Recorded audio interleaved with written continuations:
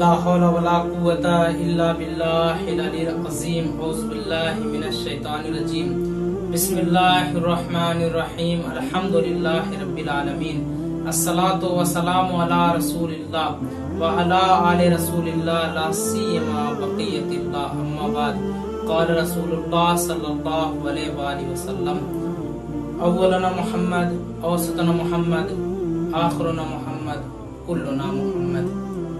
ناظرین اکرام، آج ہم آپ کے سامنے حاضر ہوئے ہیں امام محمد تقی علیہ السلام کی شہادت کی مناسبت پہ، اور ہم آپ کے سامنے امام کے حوالے سے کچھ واقعات بیان کریں گے۔ امام محمد تقی علیہ السلام کی شہادت کی تعزیت آپ سب کو پیش کرتا ہوں اور وقت کے امام کی خدمت میں تعزیت پیش کرتا ہوں۔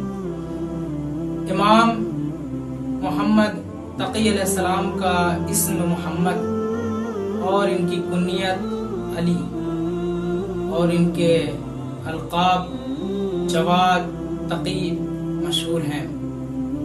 امام محمد تقی علیہ السلام کے والد بزرگوار امام علی رضا علیہ السلام اور امام کی جائے ولادت مدینہ منورہ، پیدائش 10 رجب المرجب سن 195 ہجری میں ہوئی اور شہادت امام کی آخر ذیقعد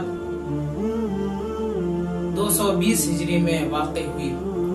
امام محمد تقی علیہ السلام کو زہر ام الفضل نے دیا اور امام زہر سے شہید ہو گئے۔ ان کا روضہ کاظمین میں آپ اور بہت زیادہ لوگ جاتے ہیں اور جانے کے بعد کربلا بھی جاتے ہیں اور امام محمد تقی علیہ السلام کی زیارت کے لیے کاظمین بھی جاتے ہیں۔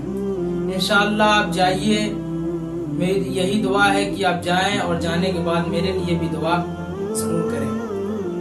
آئیے، جس حدیث کو میں نے آپ کے سامنے بیان کیا، یہ حدیث ہمیں بتا رہی ہے کہ رسول نے فرمایا کہ ہمارا پہلا بھی محمد، ہمارا اوسط بھی محمد، ہمارا آخر بھی محمد، ہم سب کے سب محمد ہیں۔ ایک شخص امام محمد تقی علیہ السلام کے والد بزرگوار امام علی رضا علیہ السلام کے پاس آتا ہے اور آنے کے بعد کہتا ہے کہ آپ کہ جد نے سب کا نام محمد کیوں رکھا؟ وہ یہ بھی تو کہہ سکتے تھے اولنا علی، اوسطنا علی، آخرنا علی، کلنا علی۔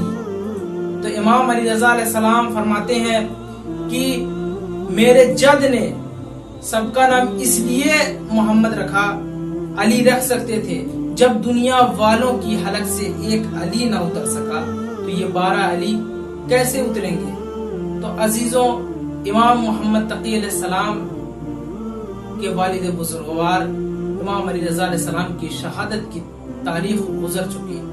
اب ہم امام محمد تقی علیہ السلام کی شہادت کی تاریخ میں آپ کے سامنے کچھ بیان کرنے کا شرف حاصل کر رہے ہیں۔ امام محمد تقی علیہ السلام کے پاس ایک شخص آتا ہے اور آنے کے بعد کہتا ہے کہ میں بہت پریشان ہوں، میرے رزق میں کمی ہے اور میں آفت و بلا میں گھرا ہوا ہوں۔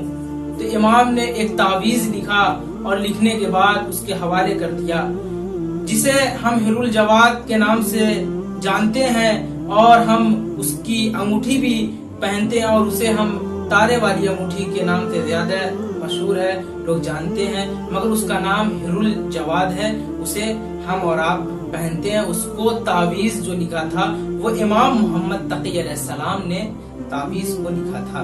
تو عزیزوں، امام کم سن ہیں، اپنے گھر سے باہر نکلتے ہیں، بچے کھیل رہے ہیں، اب ادھر سے بادشاہ کی سواری گزری، جیسے ہی بادشاہ کی سواری گزری تو سارے بچے دوڑتے ہوئے بھاگ گئے، مگر امام وہیں کھڑے ہیں۔ اس کے بعد بادشاہ امام کے پاس آتا ہے اور آنے کے بعد کہتا ہے کہ سارے بچے ڈر کر بھاگ گئے مگر تم نہیں بھاگے ہو، تم یہیں پہ کھڑے ہو۔ تو امام نے کہا کہ میں تم سے کیوں ڈروں، میں تم سے کیوں ڈروں؟ اس کے بعد وہ چلا گیا آگے. جانے کے بعد پھر کچھ دیر کے بعد وہ واپس آتا ہے. بچے کھیلتے ہوئے دوڑتے ہوئے بھاگ جاتے ہیں. پھر امام محمد تقی علیہ السلام وہیں تشریف فرما ہے, وہیں اسی طریقے سے کھڑے ہوئے ہیں. اور اس کے بعد بادشاہ آتا ہے اور آنے کے بعد کہتا ہے کہ تم نہیں بھاگے, سارے بچے بھاگ گئے. کہا کہ میں نے اس کا جواب تمہیں پہلے دے دیا ہے, میں دوبارہ جواب دینا ضروری نہیں سمجھتا. اس کے بعد جیسے ہی امام محمد تقی علیہ السلام نے یہ جملہ کہا, فوراً حاکم سمجھ گیا کہ یہ کوئی معمولی بچہ نہیں ہے. اس کے بعد عزیزوں اپنے ہاتھوں کو بند کرتا ہے اور بند کرنے کے بعد کہتا ہے کہ میرے ہاتھ میں کیا ہے.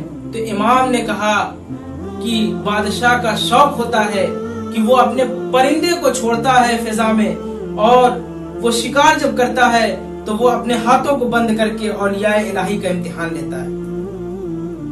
جیسے ہی یہ کہا وہ سمجھ گیا کہ یہ کوئی معمولی بچہ نہیں ہے. یہاں پہ علامہ ذیشان حیدر جوادی صاحب فرماتے ہیں کہ اگر صرف امام اتنا کہہ دیتے کہ تیرے ہاتھ میں مچھلی ہے تو علم امام کا اندازہ ہو جاتا, مگر اسوت علم امام کا اندازہ نہ ہو پاتا. اس لیے کہ امام نے بتایا کہ بادشاہوں کا شوق ہوتا ہے, وہ شکار کرتے ہیں اور شکار کرنے کے بعد اولیاء الہی کا امتحان لیتے ہیں. امام کے بہت زیادہ مناظرے ہیں, مگر ایک مناظرہ آپ کے سامنے پیش کر کے آپ کے سامنے سے رخصت چاہتا ہوں. امام کو 7 سال کے سن میں بادشاہ طلب کرتا ہے. امام دربار میں جاتے ہیں اور جانے کے بعد امام کو حکم ہوتا ہے کہ آپ تخت پہ بیٹھیں. تو امام نے کہا کہ میرے لیے ممبر لگایا جائے, اس لیے کہ میں تخت پہ نہیں بیٹھوں گا, اس لیے کہ میرے جد رسول نے تخت پہ نہیں بیٹھے, وہ ممبر پہ بیٹھتے تھے. میں بھی ممبر پہ بیٹھوں گا, میں تخت پہ نہیں بیٹھوں گا. اس کے بعد امام محمد تقی علیہ السلام کے لیے ممبر لگایا گیا. جب ممبر لگایا گیا عزیزوں تو امام محمد تقی علیہ السلام ممبر پہ جاتے ہیں اور جانے کے بعد کہتے ہیں کہ جو سوال کرنا ہے جس کو وہ سوال مجھ سے کر سکتا ہے. تو اس کے بعد یہی آئے اور آنے کے بعد وہ سوال کرتے ہیں کہ یہ بتاؤ کہ احرام پہن کر اگر کوئی کسی چیز کا شکار کر لے تو اس کا کیا کفارہ ہے. تو امام نے اس سے کہا کہ یہ بتاؤ کہ وہ جو احرام پہنا تھا وہ حج کا تھا یا عمرے کا, اس نے جو شکار کیا تھا وہ بڑے جانور کا کیا تھا یا چھوٹے جانور کا کیا تھا, جو اس نے شکار کیا تھا وہ حرم میں کیا تھا کہ حرم کے باہر کیا تھا. امام نے کئی سارے سوالات اس کے سامنے رکھے اور اس کے بعد امام کہتے ہیں کہ تو اس سوال کو صحیح سے مجھ سے کر اور میں اس کا جواب دیتا ہوں. تو یحییٰ نے سوال کو صحیح کیا اور صحیح کرنے کے بعد امام سے سوال کیا اور امام نے اس کا جواب دیا. تو عزیزوں 7 سال کی عمر میں امام نے بہت زیادہ مناظرے کیے ہیں. امام محمد تقی علیہ السلام ممبر پہ ہیں اور لوگ امام محمد تقی علیہ السلام سے سوال کیے جا رہے ہیں. امام 16,000 سوالوں کے جواب دے رہے ہیں. امام صرف نماز کی مہلت لیتے ہیں اور نماز پڑھ کے پھر سوالات کے جوابات دینا شروع کر دیتے ہیں.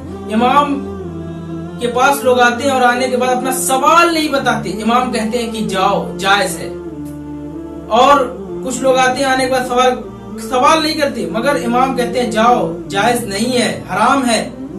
تو امام سے لوگوں نے پوچھا کہ یہ بتائیے آپ نے سوال تو سنا نہیں اور اس کا جواب دے رہے ہیں.